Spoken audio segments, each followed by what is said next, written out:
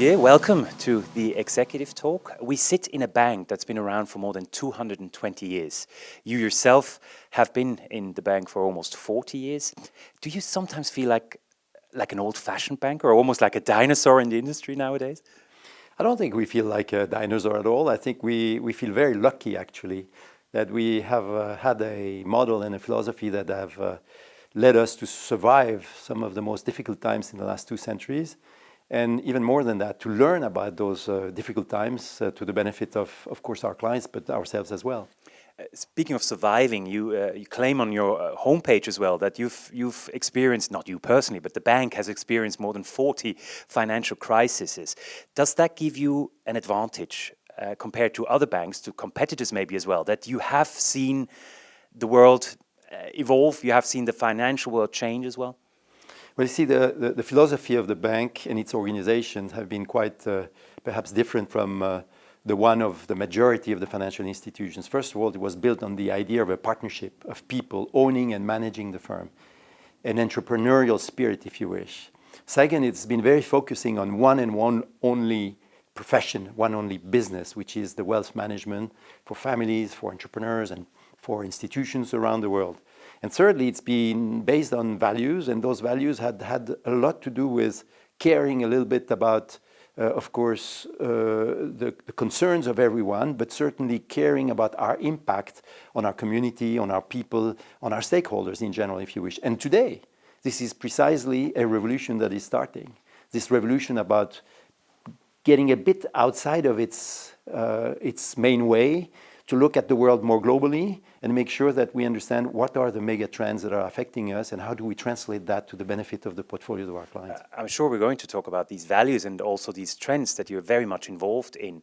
In that regard, even when you're more than 220 years old, would you consider yourself as being as modern as, or even more modern than some of your competitors?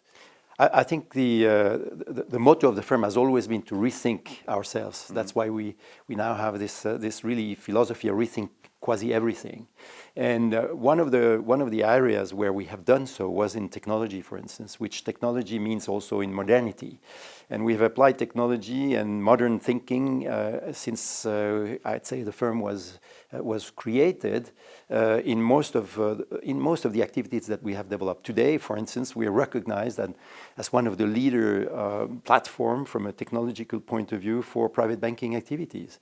So beyond this aspect of having lived for 223 years, we also have lived an innovation process that was quasi continuous in our firm. How much does that come from you directly, from you personally as well? You're turning 65 next year. You are from a different generation, if I may say so, but you're very interested in these modern technologies, in these new trends, in these new booms as well. Is that something that you bring in personally as well into the bank and into the other partners, that you say, look, we have to be aware of this and we have to watch out for this and we have to take this on board? I think we are a group of people running, as I said, owning and running the firm. That's 7 partners. And that's the partnership spirit. So you cannot really take an initiative as a personal or an individual initiative. It's been collective, and it has to be collective to be balanced and to be successful. And that's the model that we are really trying to pursue. And that's why when it comes, for instance, to technology was introduced in our firm at the end of the 50s. One of the first bank in Switzerland introducing computers. Actually, the head accountant at the time was very much against it. And the partner in charge, who happened to be actually my father, who was a mathematician, so very much into technology and science, told the accountant to convince him that it was not to replace him, but just to make sure that he could say if the machines calculated well. That could be a check and balance. So we introduced technology early. We introduced things such as pension funds pretty early, 1912 actually. So the idea of looking at the modern world from a sustainability issue or policy for our people, all these things happened very early. The institutional asset management activity started in the 60s at Lombard Odier, much before it started in other institutions. We came first with actuarial services and then with asset management services. So I think it's all a collection of individual talents, not only partners, but also key executives and colleagues of the firm that made it possible to have this check and balance at all time, focusing on what we do, yes, but in an innovative way. How would you describe the partnership? It's quite striking. It's almost like the Federal Council. There are 7 partners. There is one, being you, almost being the primus inter pares of these 7, just like the president of the government. You stay longer than 1 year. You stay for a kind of an extended time. What is your role exactly? Are you the head of the bank? Would you say you're kind of a little bit further up than the other partners, or how would you describe yourself? As I said, it's a partnership. It has to be run as a partnership. Yeah. Everyone has an equal voice. We all have and come from different horizons and have different skills. I think we combine those skills. That's why the partnership is so important in terms of composition, to be very complementary, to be happy to work together, etc. My role is simply to try to bring all those talents together around the table for a decision-making process, to make sure that if there's no unity around the table on an issue or on a decision, we take the necessary time. And the decisions have to be unanimous. Yes, they have. They have, and they always are. If the decision is not ready, we will not take it and postpone it until the next time. And I think the balance again between being efficient in decision making and taking the time to be all unanimous about what we want to decide is something that has to be exercised by someone. It happens to be me. Would you say it's almost a typical Swiss way of dealing, that in other countries this would be hard to imagine, that 7 people have to agree on everything and it has to be unanimous, otherwise it wouldn't work? Well, yes and no. I think the partnership model applies to other countries. It so happens that in our industry it was first and foremost applied to Switzerland.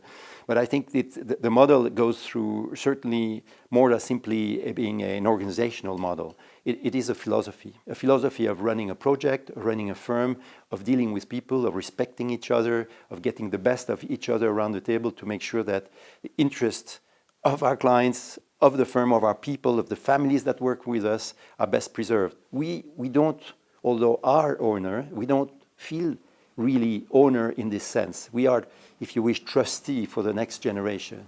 When we got the firm to manage, each of us at different stages, we felt privileged enough to apply our best competences to make it progress, but first and foremost, we felt responsible to bring it in a better shape to the next generation than we received it.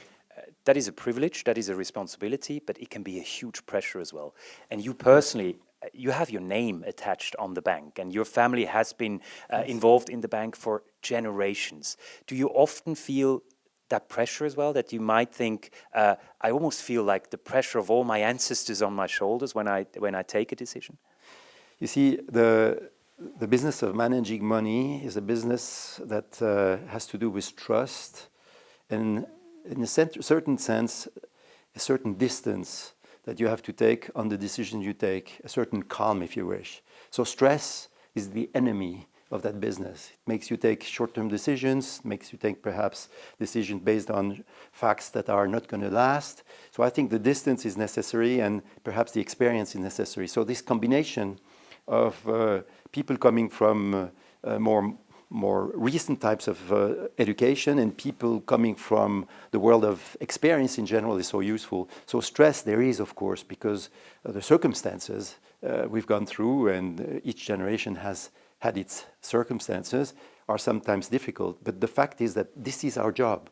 Our job is to translate those circumstances into a better risk management proposal and or a better investment opportunity proposal. So I think, turbulences and difficulties have and belong to our profession. When it comes to the previous generations, not at all. We feel not pressured, we feel more responsible. And responsibility is the name of the game. Speaking of one difficulty you had to face is the transformation of the Swiss banking system. And if we look back 10, 20 years, it has changed drastically. The number of banks have decreased, the number of private banks have decreased, there's new regulation, there's the whole fight against banking secrecy that has been going on for years now. You have been one of the first very outspoken representative of the industry saying, this is a good thing, we have to change because things didn't go well for a long time. Are you still sure this was the right way to go? Are you still very optimistic about the Swiss banking industry in the future? Absolutely. I think I was lucky or unlucky enough to be there. At the time, things were changing very fast, and at the same time, the last financial crisis burst.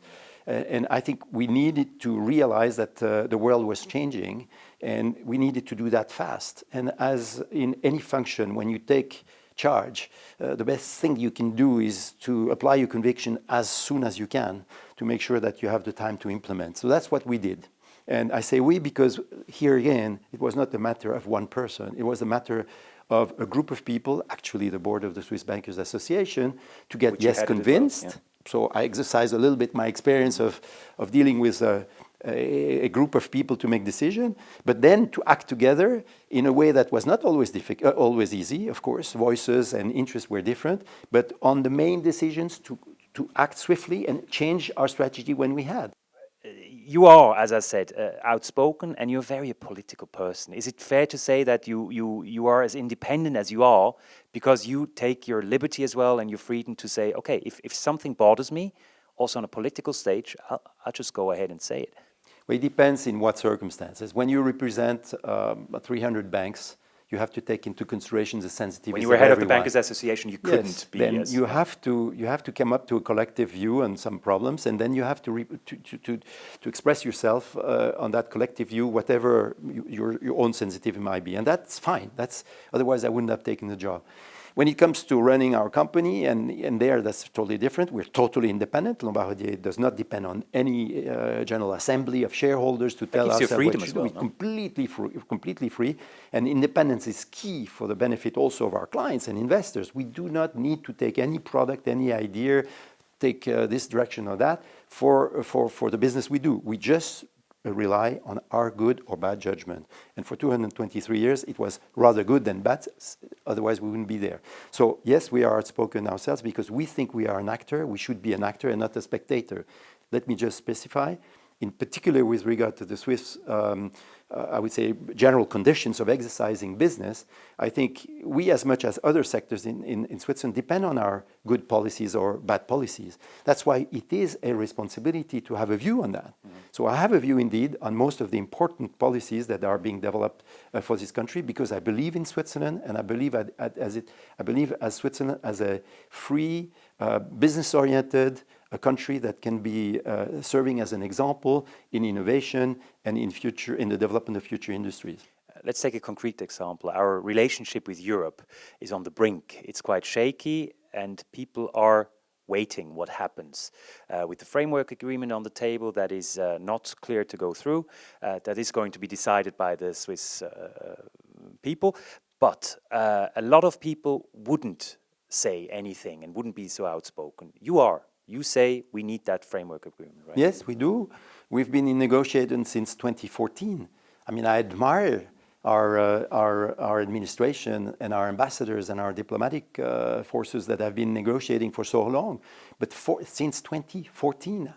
So now it's time to decide. I understand also that the European Union has perhaps other priorities than dealing only with Switzerland.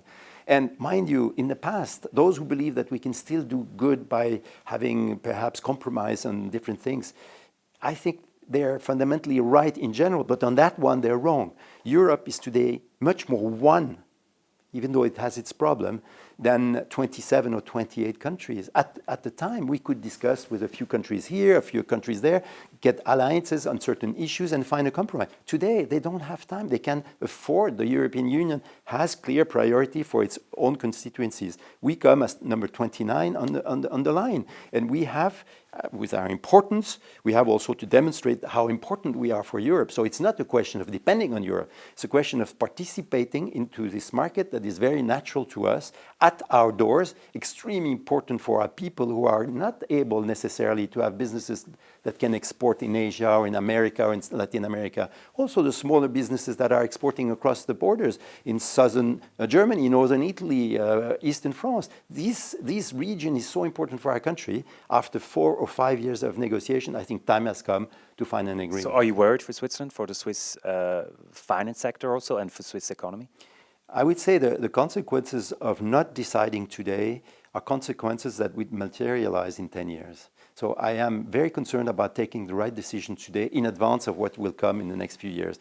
When we decided that controlling expenses in Switzerland and not spending more than we earn was a good policy, we implemented that years ago, 15 or more years ago. And that has led to the strengths with which, for instance, Switzerland has gone through during that last huge financial crisis that we went through. Okay? So that's exactly the same thing for the future of Switzerland today without a framework agreement with Europe. The world does not stop at the doors of Europe for Switzerland, of course. We are agile, we can innovate. But again, the general interest is really not to exclude ourselves from this huge natural, logical, cultural, and economical and political market that is Switzerland. Doesn't mean that we should take over all the rules, all the regulations, and all the laws of Switzerland. It means simply that we should try to have our voice expressed into the future rules and laws of that big and important region for our country. Since the clock is ticking and it is ringing as well, that brings me to a very important topic to you personally as well. Some might say the world is on the brink as well, and the clock is ticking for the state of the world. Sustainability is one of the key topics for you personally, but also in the bank. And correct. I think it's correct to say that you have been almost a pioneer in the field of sustainability, sustainable finance as well. Why is this so important to you? Well, we believe at Lombard Odier that sustainability is the biggest sources of future return for portfolios. We believe, mind you, we have also our personal convictions about sustainability, but as professional, as fiduciaries, i.e. doing this for others, we cannot move into a direction such strongly and importantly as we're doing in investing massively in developing our skill set in sustainable finance if we're not completely convinced that this is going to be to the benefit of the results of what we do for our clients' portfolios. It's a business right? opportunity. It's a business opportunity. And this is good. And we have to stop opposing growth and finance to sustainability. So we start by the observation. One, the world cannot go as it is much further. And I think we can debate that, but we probably would agree quickly. Two, if changes happen, it will also create huge opportunities. And three, we cannot oppose growth with sustainable measures. We want at Lombard Odier to look at the framework where we can decouple the two, make sure we can favor the positive growth and also the decrease of the negative impact. And by doing so, we are trying to redefine our investment universes with methodologies and data that we have developed internally and also we use from external parties. And we try to make sure that, one, we allow our portfolios that are perhaps been developed without that sensitivity to be perhaps better in terms of sustainable criteria. This is an overlay of sustainability, what we call ESG factors in all of our portfolios for those who want. But we also want to develop a view that is a view of conviction on the companies that we want, whatever the portfolio is already, we want to invest in to make sure we contribute positively to the state of the world, but also first and foremost to the returns of the portfolio. Those opportunities that stem from the sustainability trends. It's quite interesting. I recently spoke to a competitor of yours and he said, oh, there's so much greenwashing in that regard. But Lombard Odier, they really believe in what they do. Does that give you the kind of credibility also towards the clients that you've been at the forefront of these ideas and that you actually believe in them as well? Look, it takes time. Huh? It's not something you do just like this. We have to convert our entire investment process. And that's what we're doing. The good news is that it takes a lot of means and it takes conviction, but also financial resources to do it. Human resources, skills, methodologies, digitalization is key also in this process. How to translate data into realistic and usable instruments. And I think we are in a position to do so because our firm has been concentrating on investment management and wealth management since all its existence. We are by definition focusing our minds on investment ideas and risk management. So it means for us it's a natural step which looks a little bit like what I told you about the change of paradigm during the crisis. We sense that, yes, companies can continue to perhaps develop their products and services the way they've done it in the last 20 or 50 years. But we also sense that consumers, we also sense that staff, we also certainly sense that politicians and regulators will not admit it for long. So we'd rather anticipate And here comes again the necessity to be an actor rather than a spectator. So one of the roles that we have is one, to make sure what we do is professionally done. We don't remain superficial, and we don't want to be superficial just to look good about those issues. And two is to make sure that while politicians and regulators are coming, we help the process of regulating this aspect correctly, rather than let it go too fast, too quickly in wrong directions. And in order to be doing that correctly, you have to define what's the objective of the regulation. Be early, in an early stage, involved with our politicians and in the policy-making aspects. And that's where Lombard Odier is today. We have developed the framework and the tools. Our asset base is converting extremely rapidly into into integrating fully these sustainable elements. But we also want to do this to the benefit of our sector. Finance is going to be a fantastic accelerator for the sustainability transformation. That is where Lombard Odier is today. Where is Lombard Odier in 10 years, 20 years, in another 220 years? You told us about the current climate at the moment. There's a lot of consolidation going on. Your bank is always being named as someone who might be very interesting for buyers as well. Were you ever tempted to just say, why not sell, bring in the billions and live a good life? We have had 6 or 7 generations of partners that went through all those different cycles during the last 223 years, always with the view, as I said before, that this firm should be transmitted to the next generation in a better shape. Everything we discussed about, sensitivities, new investments, integrating modern and innovative technologies in the way we are doing our business, has to do with sustainability of our own firm. And if I may say, we even went through a sort of a certification process to make sure we are not only saying to others how they should behave, but we also walk the talk. And that's why we just got this B Corp certification, that for me is just the start of looking at how even better can we handle our firm to make it more sustainable in the future. So you're not going to sell? Certainly not. Some people might think, they look at the finance industry, they look at the challenges of today, and they think, okay, companies, they want to work on this alone because they want to make the profit out of it. You're a firm believer of collaboration in that regard, that you say we can only tackle issues and problems of the future together. How do you do that, and what are your plans in that regard? Well, you know, Switzerland is probably the best possible country to have this collaboration happen and develop into concrete steps. We have in Switzerland all the international organizations, most, if not all of them, that are concerned with sustainability. We have the United Nations, we have the SDG Lab, we have the WWF, we have UNEP, we have the World Council for Sustainable Business. All of these organizations have a role to play. It is both technical, political, professional, and societal. And I think the idea here is to put all those counterparties together in a country like in Switzerland through different means. One of them, for instance, is something we do in Geneva to bring Switzerland around a table with all those organizations in a conference that is going to be called the Building Bridges Conference on October the 10th, that I'm looking forward to, because it will bring not only those organizations, but the heads of those organizations. Number 2 of the United Nations is coming, the head of the WWF is coming, the CEO of the UBS is coming, etc., etc. And I think Switzerland can lead the way in making those SDG objectives more realistic from a concrete point of view when it comes to finance and industry. Almost in the old Swiss tradition of being the enabler of the world. Exactly, and trying to at least bring a major contribution in enabling this process to happen. Final question, however, the next generation, you speak about it as well. You have 3 daughters, but you're a firm believer in meritocracy. You say not because they are given that name means that they have to work in the bank, but are you close to bringing the next generation in? I think it's true for the 4 founding families. And we have, of course, developed all the means to make sure that founding families will remain at the core of our thinking process when it comes to planning the next generation, whether it's mine or others. It will sometimes be that one family is not represented, next generation it will be, and sometimes will always be represented. I think what is important is that we make sure that we have the right skill set, the right personalities, and perhaps the right legitimacy also, but not only one of these 3 elements at the partnership level.